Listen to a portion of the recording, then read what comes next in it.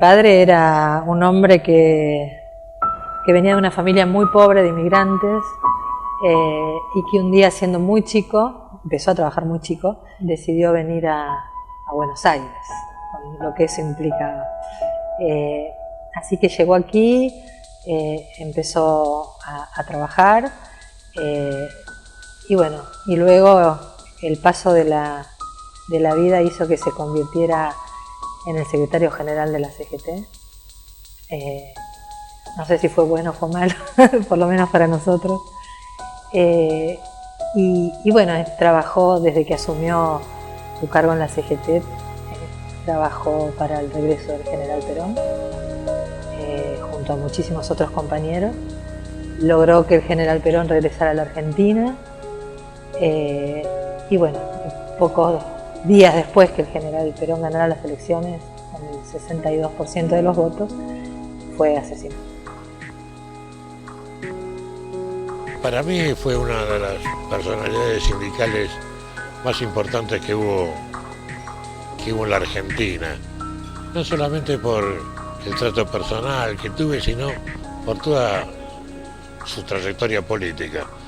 Rucci fue un dirigente sindical que estuvo en la resistencia peronista, que era delegado de la fábrica Catita en el 50 y pico, militó en la resistencia, fue el fundador de las 62 organizaciones. Después de su muerte, inclusive, se pudo verificar todas sus condiciones. Rucci muere pobre. A Rucci lo matan y tiene un departamento de 2 ambientes hipotecado y un auto viejo. Eso es la demostración de que era un dirigente que, siendo secretario general de la CGT, no estuvo ni corrupto, ni se dedicó a hacer fortuna, y sencillamente militó al servicio de Perón. Muy cariñoso, muy dedicado a sus hijos, a su esposa, pero era un tipo común, ¿no? Un tipo normal, ¿no? Simplemente con las exigencias que le demandaba toda su actividad gremial, ¿no?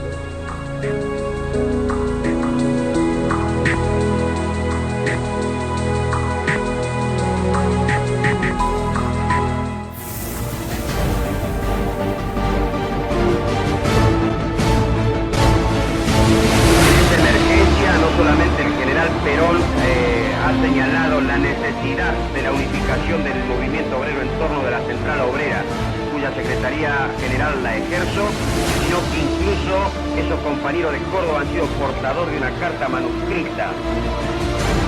Seguiré adelante, seguiré luchando, soy peronista, soy un trabajador y estoy al frente del movimiento obrero.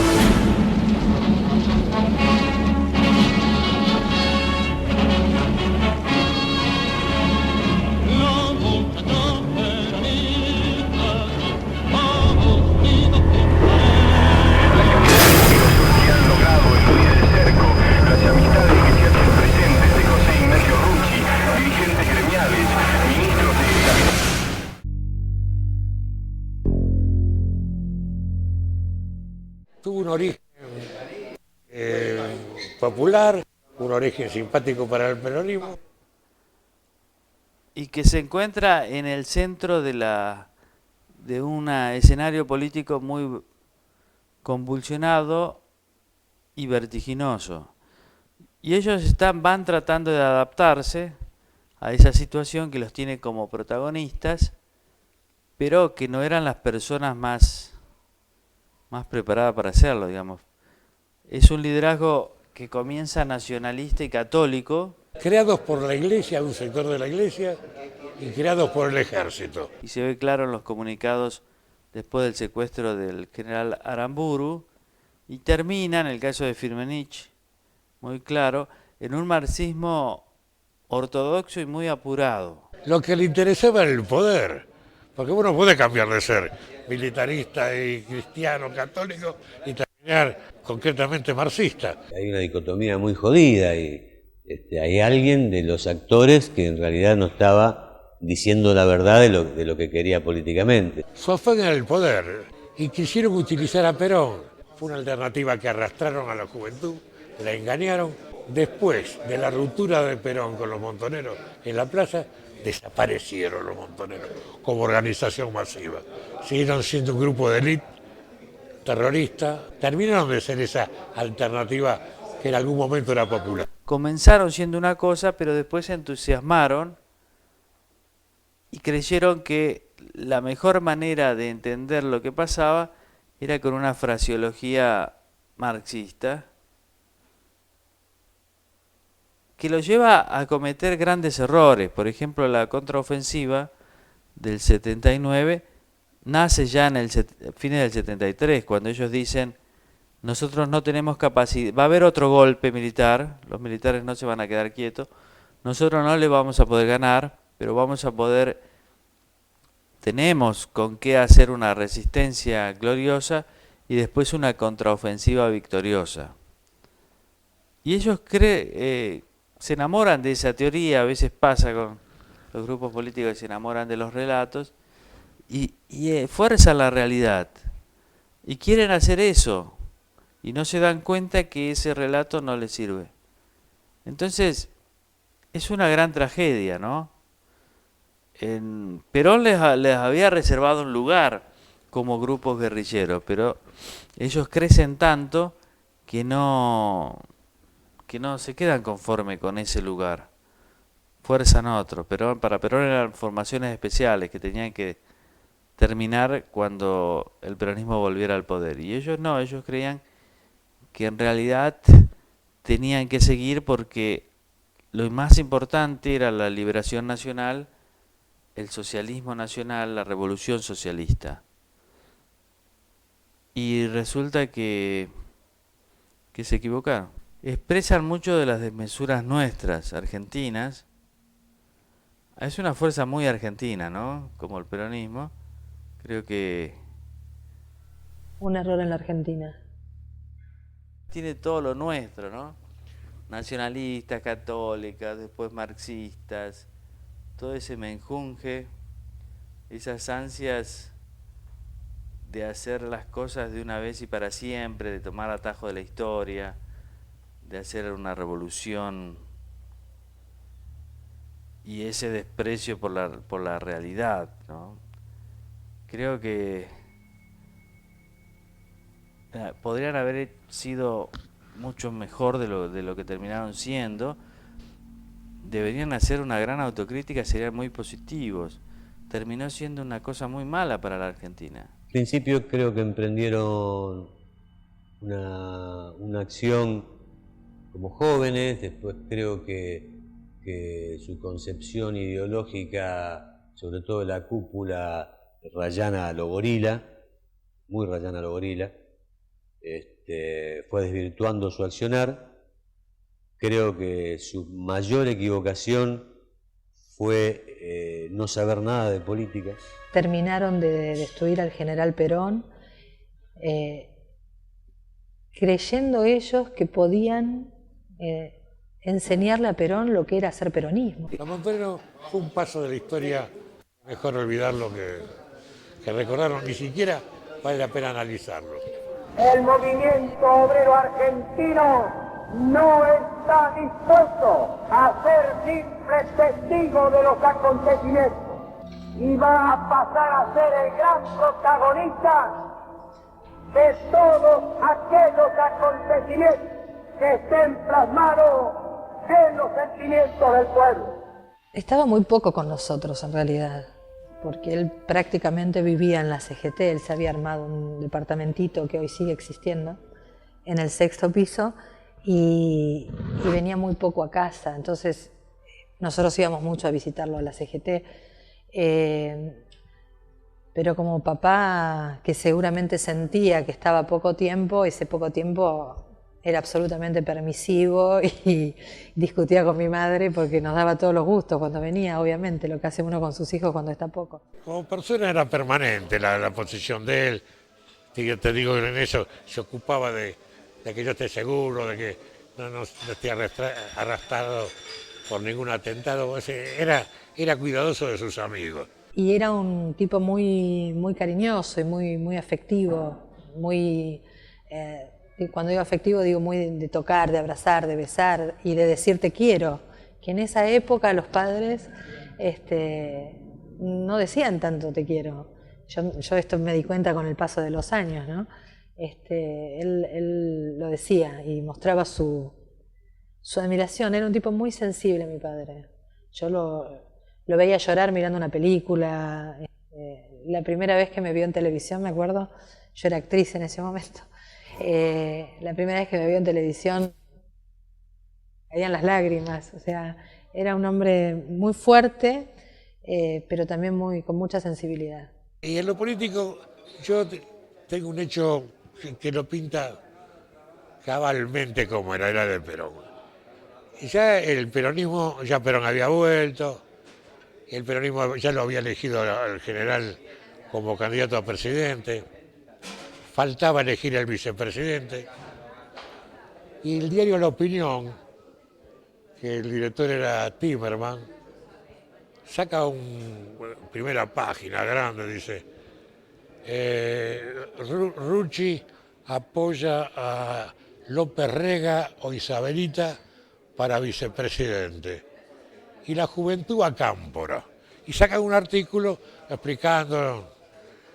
Yo llego al otro día, al día que sale el diario, a la CGT serían las 10 y pico. Subo y me dicen, ¿leíste el diario? ¿Viste lo que pusieron?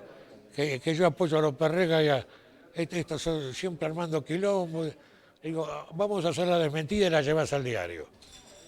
Y le digo, sí, pero mira, yo tengo que ir al Ministerio de Trabajo. Tenía que ir, no recuerdo por qué.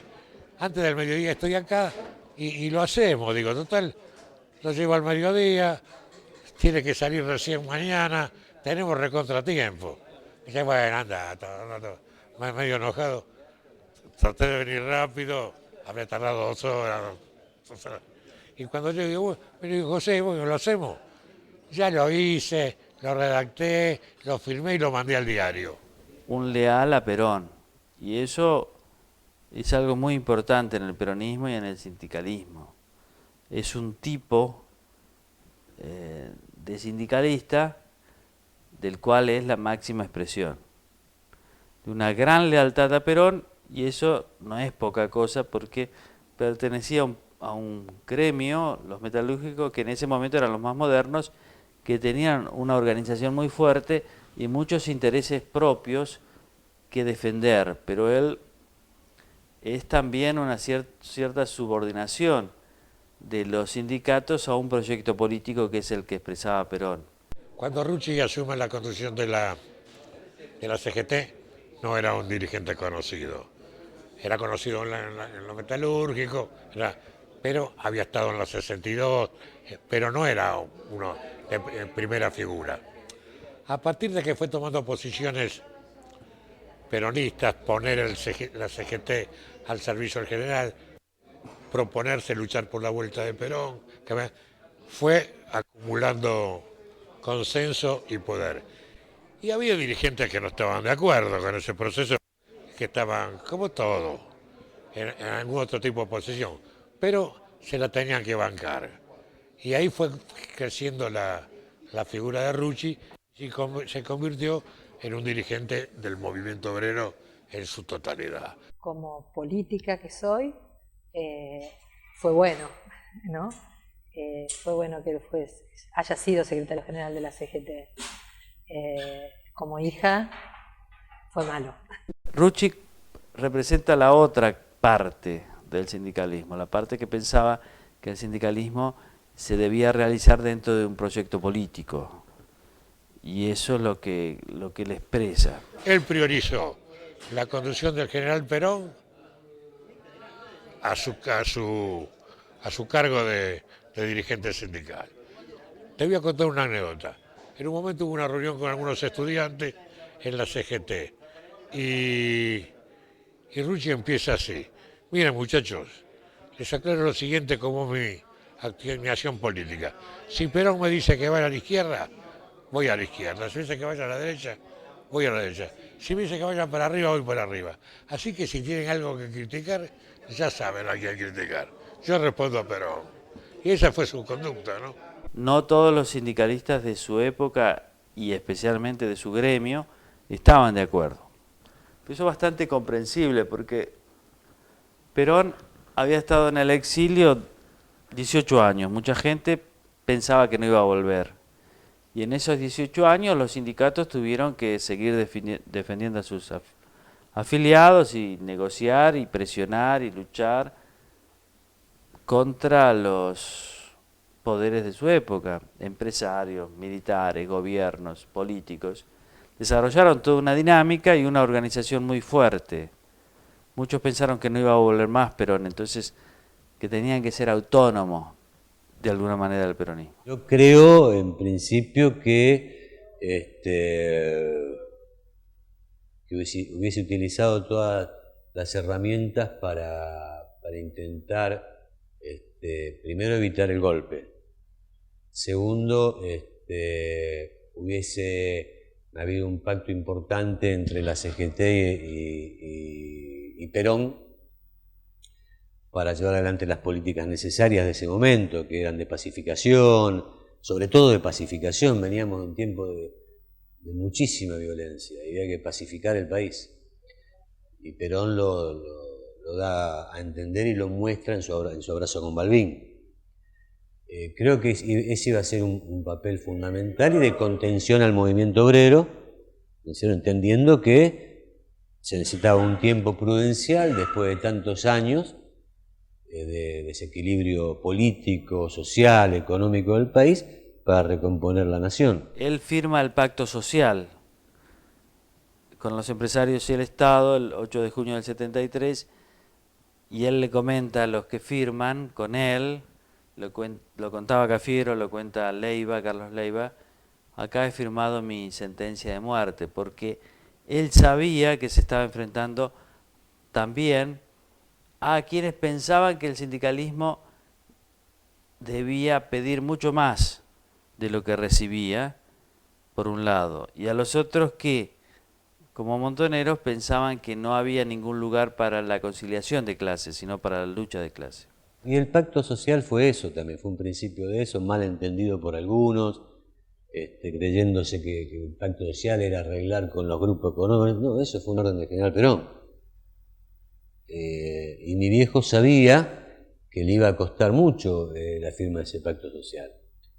Pero como él era un hombre de Perón, lo hizo y lo tuvo que hacer y lo hizo. ¿Cierto? Entonces, dentro del sindicalismo expresa esa concepción que te decía. Fuera del sindicalismo expresa el peronismo tradicional, ortodoxo, que está basado en la conciliación de clases. Hay un Estado fuerte que orienta la economía, están los empresarios, están los sindicatos, y ellos tienen que, claro, hay presiones entre ellos y hay negociación, pero no hay una lucha entre clases. O sea, no son de izquierda clásica, ni no clásica, sino que son la conciliación, que es una tercera posición. En el campo social, que es y político donde se mueven los sindicatos, esto es una clara diferenciación frente a Montoneros.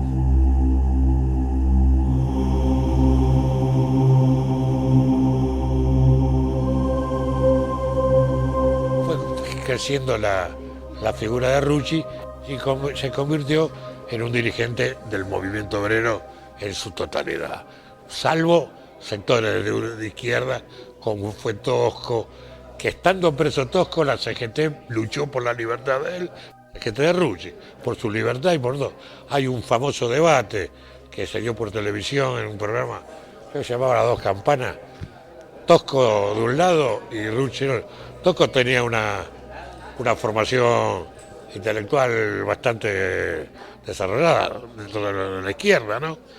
Rucci no era ningún incapaz, era bastante, pero era más peleador, más que doctrinario, pero así todo, el debate fue maravilloso.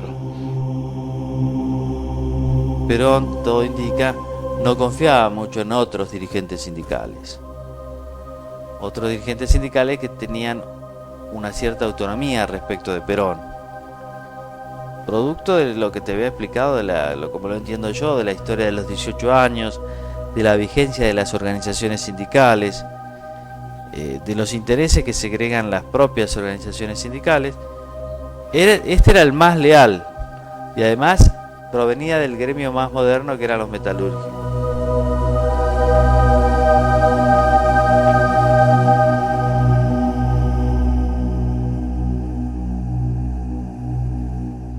Yo fui cuando fue el lamentable episodio de Ezeiza, yo fui con mi vieja, con mi hermana y con mi tío que manejaba el auto, y pasamos por el medio de toda la manifestación porque tuvimos la suerte de justo pasar una ambulancia y nos metimos atrás de la ambulancia y llegamos a Ezeiza. Y después, por supuesto, no vimos al general porque bajó Morón. Subimos a un avión Hércules, inclusive está Milo Arroy, que recuerde ahora, entre otros, y fuimos hasta Morón.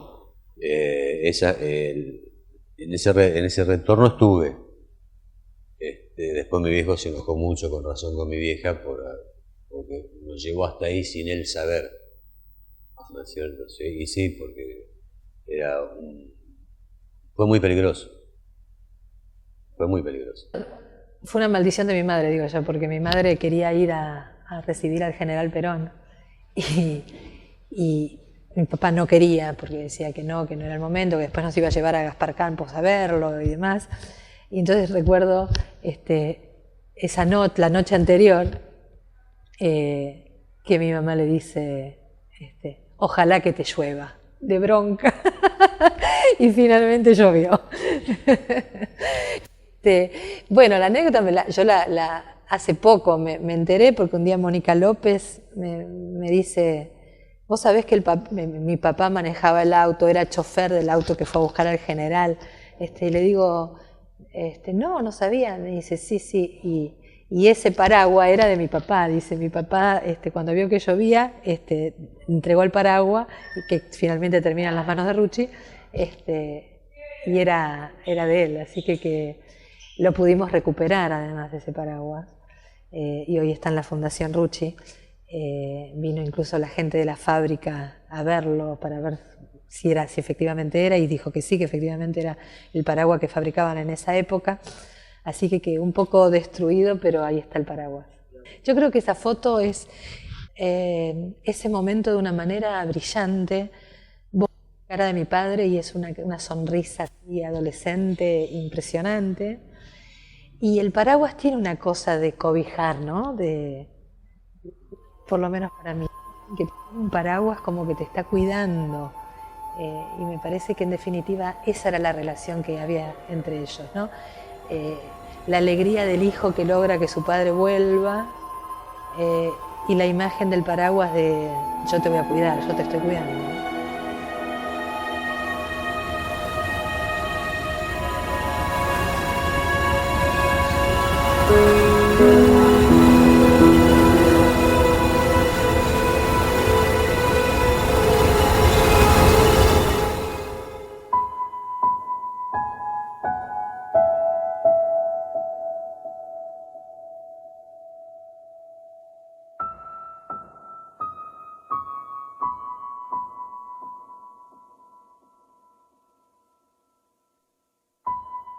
Ese día yo fui temprano a la casa porque teníamos que ir a grabar el mensaje de la CGT con motivo del triunfo de Perón. De ese día recuerdo que veníamos del colegio con mi hermano. 12 y pico, más o menos, sería una cosa así. Llegué a la casa, estuve con la señora, con él. Era que yo tenía 14 y mi hermana 9 años. Alrededor del mediodía llegan los muchachos de la CGT a buscarlo para llevarlo a grabar el mensaje que se iba a hacer en un canal de televisión. Nosotros estudiábamos en el Colegio Almirante Brown de Aedo y estábamos viviendo en Flores. Y cuando estábamos saliendo suena el teléfono y la señora dice, te llaman, y creo que era Lorenzo Miguel. En realidad nos mudábamos cada 3 o 4 meses todo el tiempo, esta era la casa de un amigo. Le digo a los muchachos, vamos a tal lado, síganme, y al ratito que sale él atrás mío, yo estaba subiendo en el coche adelante, al entrar él al auto donde iba a ir. Yo vi mucha gente en la esquina de la casa, que era Avellaneda y Nazca. Abro la puerta, voy corriendo. Me dijo no se bajen del auto. De donde yo bajo había 40 metros, 50 metros hasta el lugar de mi casa. Y bueno, y veo el cuerpo tirado en el piso. Nos dijo que había habido un accidente, que no podíamos pasar con el auto, que íbamos a ir a la casa de matrimonio amigo de mis padres, que vivía muy cerquita. Vuelvo al auto. Y así que fuimos ahí y a almorzar. Mi hermana no sabía nada, yo no le dije nada. Se entera porque había una televisión prendida de forma equivocada.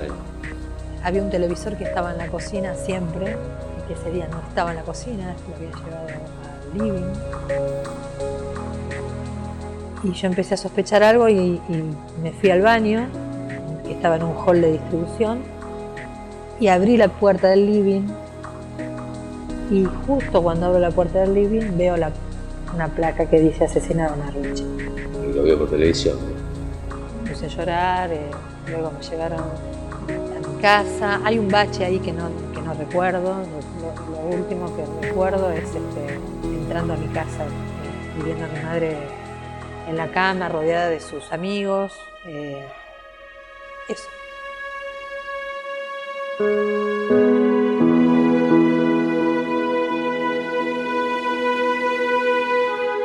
Fue a traición, a escondidas, una emboscada. Fue una época dura, la verdad, para todos nosotros. Todo a traición, todo miserablemente calculado.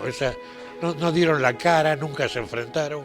Fueron unos miserables en todo el sentido de la palabra. Pero bueno, él ya sabía que le iba a pasar eso. A mí me ha pasado también preguntarme, pero entonces eligió eso y no nosotros, ¿no? Sabiendo que eso hacía que se iba. Sabían, y Firmenich lo dice varias veces en el 73, que en el peronismo había dos fuerzas bien organizadas, que eran ellos por un lado y los sindicatos por el otro. O sea que sus grandes adversarios internos eran los sindicatos. Pero ellos consideraban que con algunos líderes sindicales podían arreglar, acordar. Estoy convencido que toda su lucha, no solo en la CGT, sino ya desde antes, desde mucho antes, era el retorno del General Perón a la Argentina, y cumplió con ese objetivo y creo que no se lo perdonaron. Para Montoneros era un enemigo y por eso esa fue una de las razones por la cual lo mataron. Él ya sabía que le iba a pasar eso, sabía o lo presentía. Más te voy a decir. Ese día, en un momento que quedamos solos, la señora se va, no sé, a hacer un café, y yo le digo, mira, José, ayer cuando salimos de la CGT, cuando vos te habías ido para tu casa, salimos con Giannini, que era otro muchacho que trabajaba con él, íbamos caminando porque él vivía acá en la 9 de julio.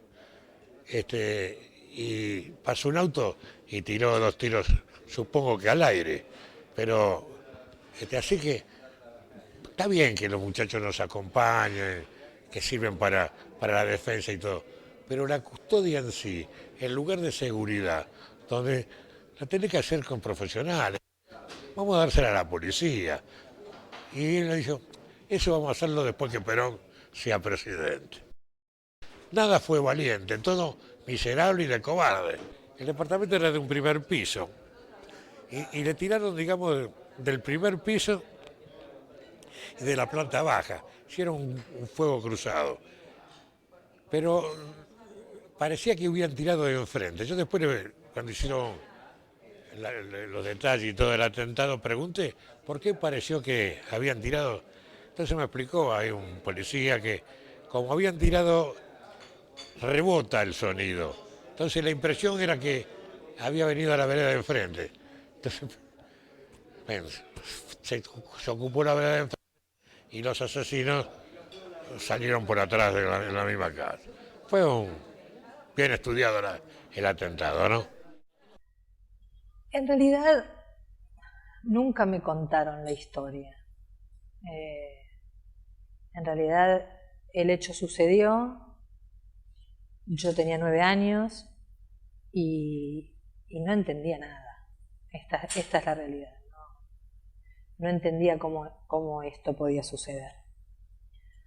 Yo siempre digo que la historia de mi padre la fui armando sola, con los compañeros que se acercaban y me iban contando y me iban diciendo lo que habían compartido con mi padre, lo que había hecho mi padre, leyendo sus discursos o sus escritos. Mi padre era un hombre que escribía mucho. Y así fui como armando la historia y luego también paralelamente armando la historia del peronismo y la historia de la Argentina y lo que significaba en ese momento de la historia y en ese momento del peronismo. Lo que son asesinatos de esta índole, todo eso son cosas que vos no caes de entrada. El proceso es muy difícil y yo creo que cada persona tiene su tiempo para poder procesarlo, ¿no? Yo tardé muchos años, pero muchos años. Cuando escuché las explosiones, el estruendo, me di cuenta, yo no había terminado de entrar al auto. Y lo vi, entonces me tiré instintivamente, y me arrastré hasta la vereda. Y de ahí, en un garaje que había a 5 metros. Cuando terminó, cerca de ella estaba muerto, no fue instantáneo, ¿no?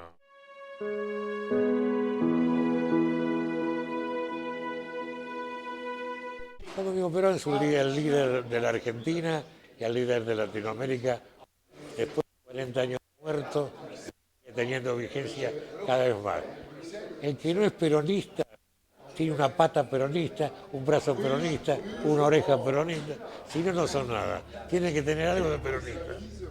Fue el hombre de la Argentina, pero sin duda alguna, y el día de hoy lo demuestra, así que aunque nos quieran destrozar políticamente, el peronismo continúa siendo el principal movimiento de Argentina, ¿no es cierto?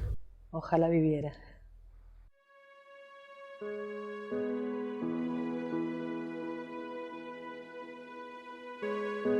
El líder más leal que tuvo el general Perón fue el dirigente que más le respondió y fue una pieza fundamental en el regreso de Perón. Yo creo que fue un líder muy importante, sindical y político, un símbolo del peronismo, de la lealtad a un proyecto, y no solo a un proyecto, sino a la gente, a los sectores populares que están detrás de ese proyecto. Y tiene algo que lo destaca, que es la forma en que murió. O sea, pudiendo haber evitado la muerte, porque hasta el propio Perón lo quería mandar lejos y él se quiso quedar acá. Yo creo que a veces los líderes trascienden no por lo que son, sino por lo que representan, ¿no? Y el tipo representa muchas cosas de lo mejor del peronismo y de lo mejor del sindicalismo. Y el ser que me guía, aún hoy en los momentos más alegres o tristes de mi vida, en los importantes, siempre está. Un hombre que luchó, un hombre leal a una causa, sobre todo leal a él. Creo que a veces es más importante ser leal a uno que después viene el otro, que creo que terminó dando su vida sabiendo que le iba a costar la vida todo lo que estaba haciendo, lo sabía. No frenó en su accionar y creo que fue un héroe.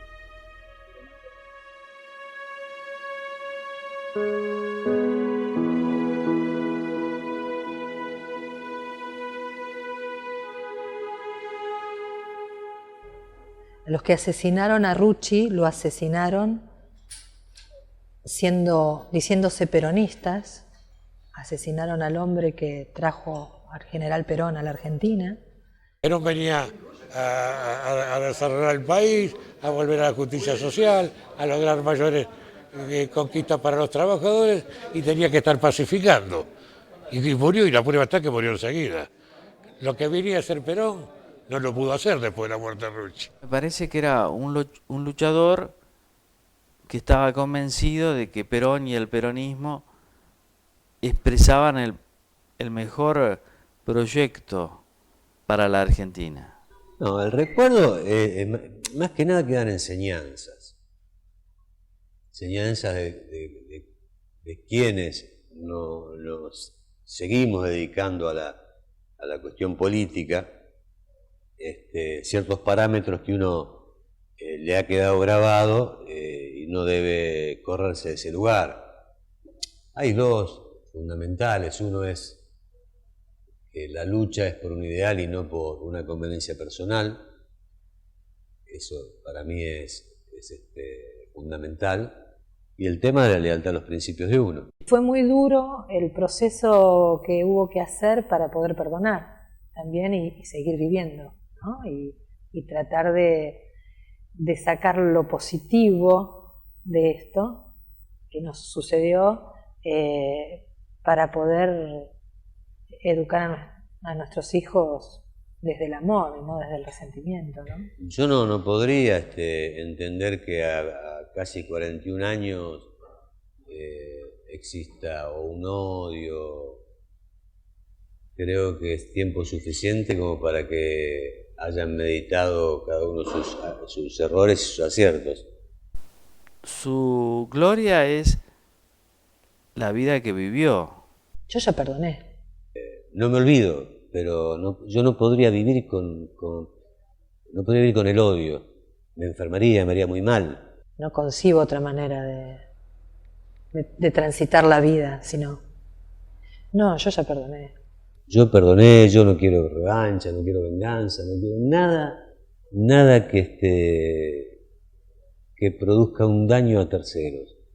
Yo lo que quiero es que se haga justicia, nada más. Y quienes fueron los culpables, entiendo que tienen que estar presos, punto, nada más que eso. Siempre las figuras tan importantes están rodeadas de gente que no todos son leales. Y muchos lo que hacen es leerle el diario de Irigoyen, al líder. A mí me pasa que quiero que lo digan públicamente. Me encantaría que rompan este discurso y que puedan hablarle a los argentinos con una dosis de arrepentimiento, porque creo que nos haría muy bien a todos los argentinos. A todos los argentinos, que le haría muy bien al peronismo y que le haría muy bien a la familia Rucci, por supuesto.